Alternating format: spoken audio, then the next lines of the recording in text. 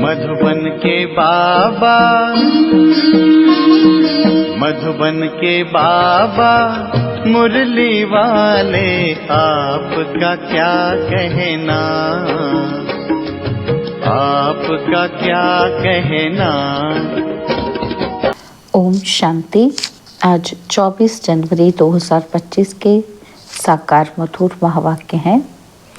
आज मीठे मीठे बाप दादा बोले, मीठे बच्चे, तुम एक बाप की डायरेक्शन पर चलते चलो तो बाप तुम्हारा रिस्पॉन्सिबल है। बाप का डायरेक्शन है चलते फिरते मुझे याद करो। बाबा ने कहा, मीठे बच्चे, तुम एक बाप के डायरेक्शन पर चलते चलो तो बाप तुम्हारा रिस्पॉन्सिबल है। बाप का डायरेक्शन है चलते फिरते मुझे याद करो। बाबा ने आज प्रश्न पूछा कि जो अच्छे गुणवान बच्चे हैं उनकी मुख्य निशानियां क्या होंगी। तो उत्तर में बाबा कहते, वह कांटों को फूल बनाने की अच्छी सेवा करेंगे, किसी को भी कांटा नहीं लगाएंगे, कभी भी आपस में लड़ेंगे नहीं, किसी को भी दुख नहीं देंगे। दुख देना भी कांटा लगाना है। मुरली का गीत है, यह वक्त जा रहा है। ओम शांति। मीठे मीठे सिकिलदे रूहानी बच्चों ने नंबरवार पुरुषार्थ अनुसार इस गीत का अर्थ समझा।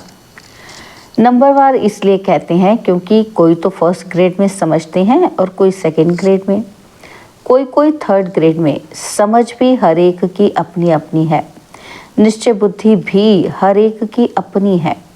बाप तो समझाते रहते हैं, ऐसा ही हमेशा समझो कि शिव बाबा इन द्वारा डायरेक्शन देते हैं। तुम आधा कल्प आसुरी डायरेक्शन पर चलते आए हो, अब ऐसे निश्चय करो कि हम ईश्वरीय डायरेक्शन पर चलते हैं तो बेड़ा पार हो सकता है। अगर ईश्वरीय डायरेक्शन ना समझ मनुष्य का डायरेक्शन समझा तो मूंझ पड़ेंगे। बाप कहते हैं, मेरे डायरेक्शन पर चलने से फिर मैं रिस्पॉन्सिबल हूँ ना। इन द्वारा जो कुछ होता है उनकी एक्टिविटी का मैं ही रिस्पॉन्सिबल हूँ, उसको हम राइट करेंगे। तुम सिर्फ हमारे डायरेक्शन पर चलो, जो अच्छी रीति याद करेंगे वही डायरेक्शन पर चलेंगे। कदम कदम ईश्वरीय डायरेक्शन समझ चलेंगे तो कभी घाटा नहीं होगा, निश्चय में ही विजय है। बहुत बच्चे इन बातों को समझते नहीं हैं। थोड़ा ज्ञान आने से देह अभिमान आ जाता है। योग बहुत ही कम है, ज्ञान तो है हिस्ट्री ज्योग्राफी को जानना, यह तो सहज है।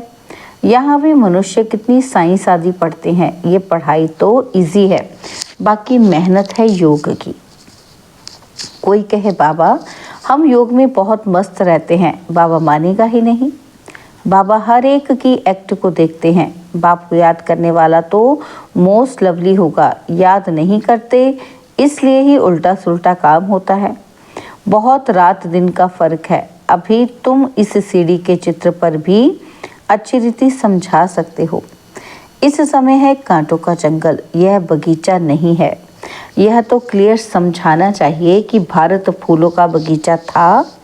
बगीचे में कभी जंगली जानवर रहते हैं क्या? वहाँ तो देवी देवता रहते हैं। बाप तो है ही हाईएस्ट अथॉरिटी, और फिर ये प्रजापिता ब्रह्मा भी हाईएस्ट अथॉरिटी ठहरे। यह दादा है सबसे बड़ी अथॉरिटी। शिव और प्रजापिता ब्रह्मा आत्माएं हैं शिव बाबा के बच्चे, और फिर साकार में हम भाई बहन सब हैं प्रजापिता ब्रह्मा के बच्चे। यह है सबका ग्रेट ग्रेट ग्रैंडफादर। ऐसी हाईएस्ट अथॉरिटी के लिए हमको मकान चाहिए। ऐसे तुम लिखो फिर देखो बुद्धि में कुछ आता है। शिव बाबा और प्रजापिता ब्रह्मा आत्माओं का बाप और सब मनुष्य मात्र का बाप। यह पॉइंट बहुत अच्छी है समझाने की, परंतु बच्चे पूरी रीति समझाते ही नहीं, भूल जाते हैं। ज्ञान की मगरूरी चढ़ जाती है, जैसा कि बाप दादा पर भी जीत पा लेते हैं। यह दादा कहते हैं, मेरी भल ना सुनो, हमेशा समझो शिव बाबा समझाते हैं, उनकी मत पर चलो। डायरेक्ट ईश्वर मत देते हैं कि यह करो, रिस्पॉन्सिबल हम हैं। ईश्वरीय मत पर चलो, यह ईश्वर थोड़ी ही है, तुमको ईश्वर से पढ़ना है ना। तो हमेशा समझो यह डायरेक्शन ईश्वर देते हैं। यह लक्ष्मी नारायण भी भारत के ही मनुष्य थे। यह भी सब मनुष्य है, परंतु यह शिवालय में रहने वाले हैं, इसलिए सब नमस्ते करते हैं। परंतु बच्चे पूरा समझाते ही नहीं हैं, अपना नशा चढ़ जाता है। डिफेक्ट तो बहुतों में है ना। जब पूरा योग हो तब विकर्म विनाश हो। विश्व का मालिक बनना कोई मासी का घर थोड़ी ही है। बाबा देखते हैं कि माया एकदम नाक से पकड़कर गटर में गिरा देती है। बाप की याद में तो बड़ी खुशी में प्रफुल्लित रहना चाहिए। सामने एम ऑब्जेक्ट खड़ी है, हम ये लक्ष्मी नारायण बन रहे हैं। भूल जाने से खुशी का पारा नहीं चढ़ता है। कहते हैं हमको निष्ठा में बिठाओ। बाहर में हम याद नहीं कर सकते हैं, याद में नहीं रहते हैं, इसलिए कभी कभी बाबा भी प्रोग्राम भेज देते हैं, परंतु याद में बैठते थोड़ी हैं। बुद्धि इधर उधर भटकती रहती है। बाबा अपना मिसाल बताते हैं कि नारायण का कितना पक्का भक्त था। जहाँ तहाँ साथ में नारायण का चित्र रहता था, फिर भी पूजा के समय बुद्धि इधर उधर भागती थी। इसमें भी ऐसा ही होता है। बाप कहते हैं चलते फिरते बाप को याद करो, परंतु कई कहते हैं बहन निष्ठा करावे। निष्ठा का तो कोई अर्थ ही नहीं। बाबा हमेशा कहते हैं याद में रहो। कई बच्चे निष्ठा में बैठे बैठे ध्यान में चले जाते हैं, ना ज्ञान ना याद रहती, या तो फिर झुटके खाने लग पड़ते हैं। बहुतों को आदत पड़ गई है, यह तो अल्पकाल की शांति हो गई, गोया बाकी सारा दिन अशांति रहती है। चलते फिरते बाप को याद नहीं करेंगे तो पापों का बोझा कैसे उतरेगा। आधा कल्प का बोझा है, इसमें ही बड़ी मेहनत है। अपने को आत्मा समझो और बाप को याद करो। भल बाबा को बहुत बच्चे लिख भेजते हैं, इतना समय याद में रहा, परंतु याद रहती नहीं है, चार्ट को समझते ही नहीं है। बाबा बेहद का बाप है, पतित पावन है, तो खुशी में रहना चाहिए।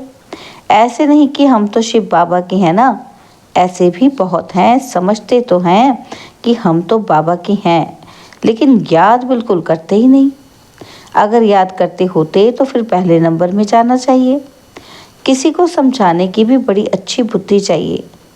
हम तो भारत की महिमा करते हैं। नई दुनिया में आदि सनातन देवी देवताओं का राज्य था, अभी है पुरानी दुनिया, आयरन एज, वह सुखधाम और यह दुखधाम। भारत गोल्डन एज था तो इन देवताओं का राज्य था। कहते हैं हम कैसे समझे कि इनका राज्य था। कि नॉलेज बड़ी वंडरफुल है।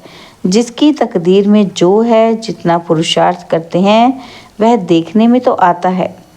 तुम एक्टिविटी से जानते हो, हैं तो कलयुगी भी मनुष्य, तो सतयुगी भी मनुष्य, फिर उन्हों के आगे माथा जाकर क्यों टेकते हो। इन्हों को स्वर्ग का मालिक कहते हैं ना। कोई मरता है तो कहते हैं फलाना स्वर्गवासी हुआ, ये भी नहीं समझते। इस समय तो नरकवासी सब हैं, ज़रूर पुनर्जन्म भी यहाँ ही लेंगे। बाबा हर एक की चलन से देखते रहते हैं। बाबा को कितना साधारण रीति से किस किस से बात करनी पड़ती है, संभालना पड़ता है। बाप कितना क्लियर कर समझाते हैं, समझते भी हैं तो बात बड़ी ठीक है, फिर भी क्यों बड़े बड़े कांटे बन जाते हैं। एक दो को दुख देने से कांटे बन जाते हैं, आदत छोड़ते ही नहीं। अभी बागवान बाप फूलों का बगीचा लगाते हैं, कांटों को फूल बनाते रहते हैं। उनका धंधा ही यह है, जो खुद ही कांटा होगा तो फूल कैसे बनाएगा। प्रदर्शनी में भी बड़ी खबरदारी से किसी को भेजना होता है। अच्छे गुणवान बच्चे वह जो कांटों को फूल बनाने की अच्छी सेवा करते हैं, किसी को भी कांटा नहीं लगाते हैं, अर्थात किसी को दुख नहीं देते हैं, कभी भी आपस में लड़ते नहीं हैं। तुम बच्चे बहुत एक्यूरेट समझाते हो, इसमें किसी की इंसल्ट की तो बात ही नहीं। अभी शिव जयंती भी आती है, तुम प्रदर्शनी जास्ती करते रहो, छोटी छोटी प्रदर्शनी पर भी समझा सकते हो। 1 सेकंड में स्वर्गवासी बनो अथवा पतित भ्रष्टाचारी से पावन श्रेष्ठाचारी बनो। 1 सेकंड में जीवन मुक्ति प्राप्त करो। जीवन मुक्ति का अर्थ भी समझते नहीं हैं, तुम भी अभी समझते हो।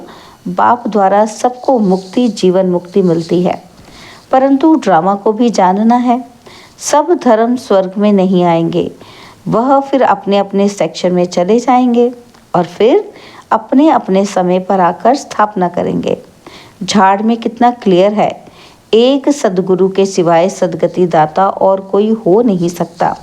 बाकी भक्ति सिखलाने वाले तो ढेर गुरु हैं। सदगति के लिए मनुष्य गुरु हो नहीं सकता, परंतु समझाने का भी अकल चाहिए। इसमें बुद्धि से काम लेना होता है। ड्रामा का कैसा वंडरफुल खेल है। तुम्हारे में भी बहुत थोड़े हैं जो इस नशे में रहते हैं।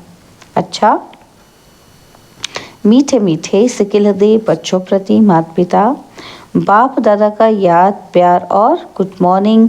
रूहानी बाप की रूहानी बच्चों को नमस्ते।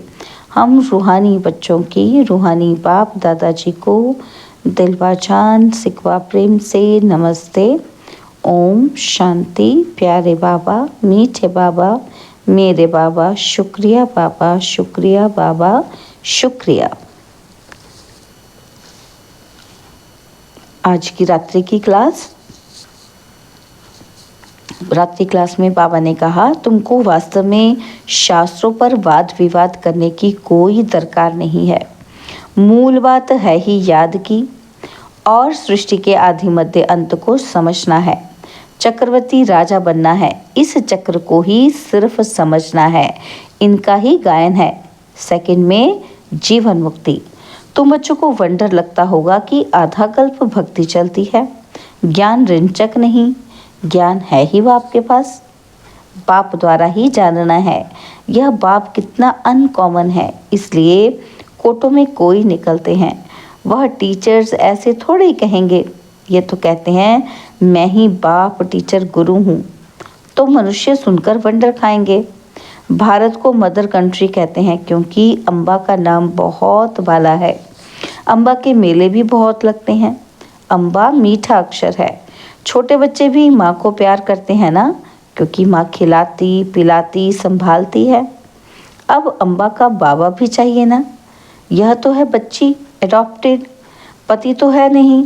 यह नई बात है ना, तो प्रजापिता ब्रह्मा तो ज़रूर एडॉप्ट करते होंगे।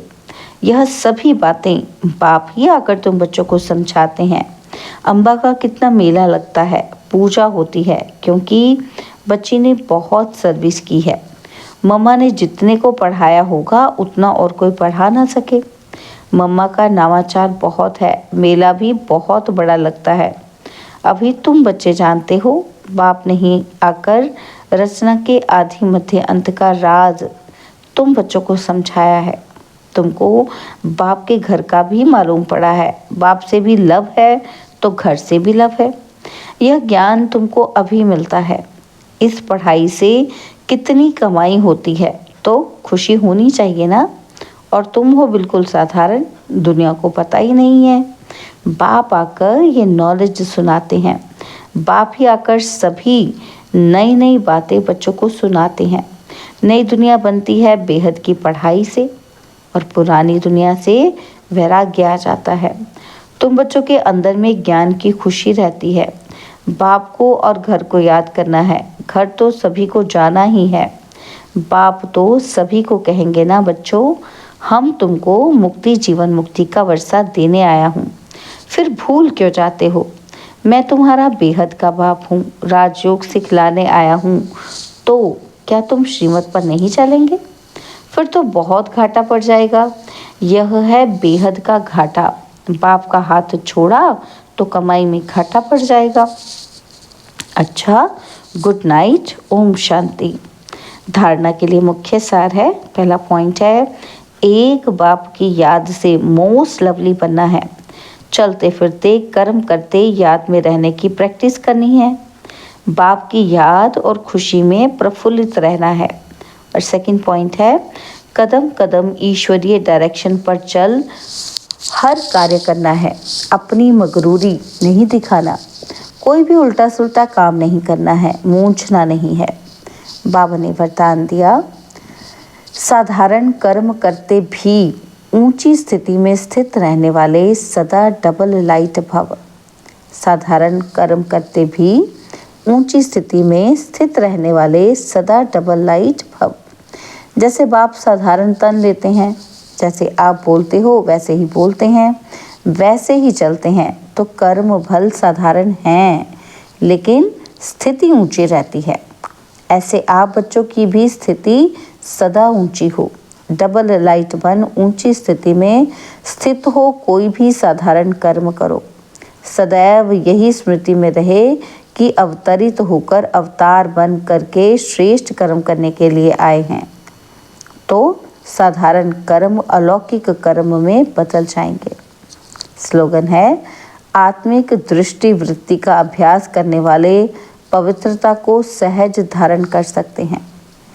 आत्मिक दृष्टि वृत्ति का अभ्यास करने वाले पवित्रता को सहज धारण कर सकते हैं। ओम शांति। तो इस माह के अंतर्मुखी अभ्यास में बाबा ने कहा, अपनी शक्तिशाली मनसा द्वारा सकाश देने की सेवा करो। जितना स्वयं को मनसा में बिजी रखेंगे, उतना सहज मायाजीत बन जाएंगे। सिर्फ स्वयं के प्रति भावुक नहीं बनो, लेकिन औरों को भी शुभ भावना और शुभ कामना द्वारा परिवर्तित करने की सेवा करो। भावना और ज्ञान, स्नेह और योग दोनों का बैलेंस हो। बाबा कहते, कल्याणकारी तो बने हो, अब बेहद विश्व कल्याणकारी बनो। ओम शांति।